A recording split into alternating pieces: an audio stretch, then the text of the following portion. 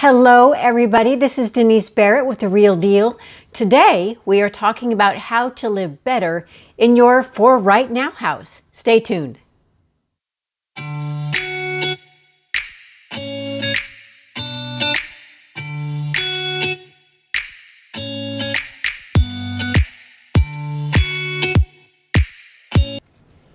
Hi, everybody. I am so glad to be able to see you today. I've got a fun fact. Most Americans will buy 3 houses in their lifetime and move more than 11 times. That's even more than this many. Here's what that tells me is that a lot of us are living in our For Right Now house. And that's just fine. But you know what? A lot of times when we know that we're living in a place where we're not going to be very long, a year or 2 or 3, we feel like we can't put our stamp on it. We can't apply our version of beauty or express our personalities. And when we feel that way, we don't feel settled in our home. We don't feel comforted and calm and peaceful.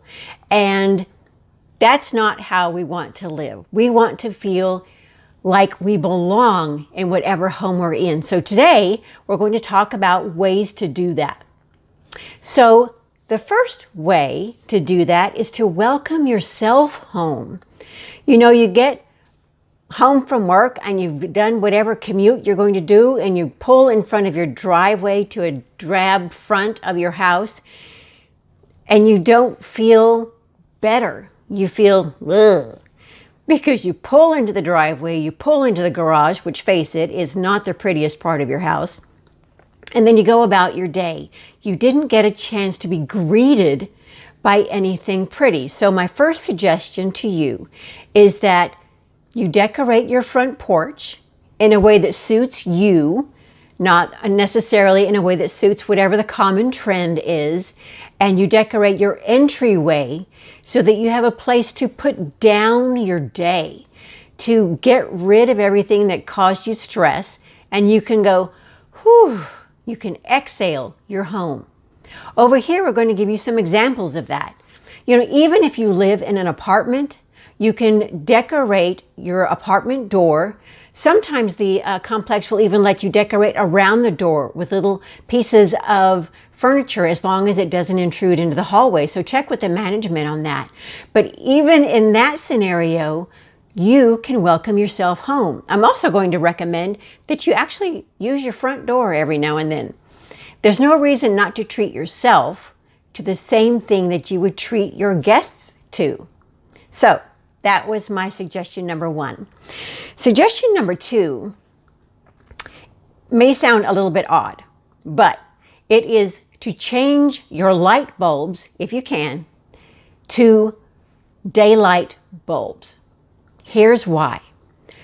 Most houses, especially rental houses and so forth, they use a soft white bulb. That's a very warm light, a yellow light, if you will, and it tinges everything yellow, which can make a beige interior even more beige and more dull. If you don't believe me, take a look at these examples, some before and afters of the difference between a soft white and a daylight bulb. And I know you know the difference in what light makes, because you Instagrammers out there use filters all the time. I use filters all the time. Take a picture of your living room and then run it through the filters on your phone. Those filters apply light to your pictures. They apply a cool light, neutral light, warm light, green light, all kinds of hues to your picture. Well, the human eye detects all those prisms of light and it affects our moods. So I'm going to suggest you clean up your light and change to daylight bulbs. It's not a big expense, but you will be amazed at the difference it makes to your interiors. Here's here's one that may seem a little bit counterintuitive to you, especially if you live in an apartment or a smaller space. Use large art on your walls. Not just some random piece that doesn't mean anything to you. Choose a piece that you resonate with, that you really like, that reflects who you are as a person, that reflects your vision of beauty for yourself. Here's the thing, large art makes small rooms feel larger. Large furniture makes room feel smaller.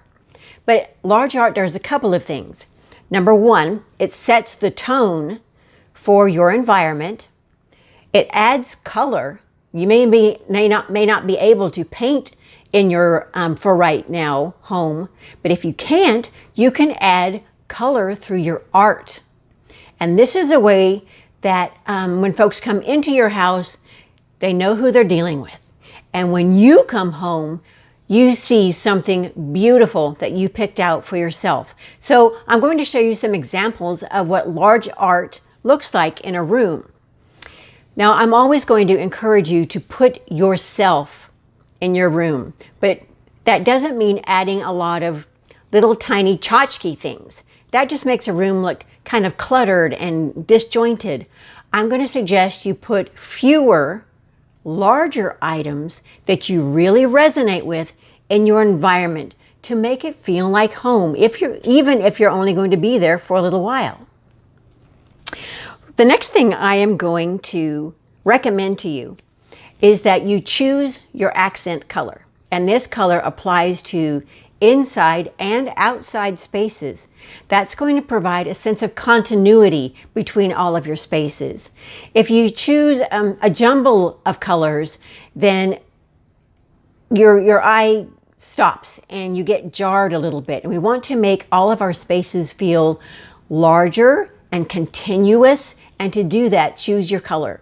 So I'm going to show some examples of what those little accents can do and how they can change the overall feel of the room. You can go with masculine or more moody tones like grays and greens, or you can embrace springtime and embrace yellows and pinks and blues. All of those things affect how you feel about your room and can make you feel more at home. The last thing I'm going to suggest to you is that you put life in your home. By that, I mean add plants.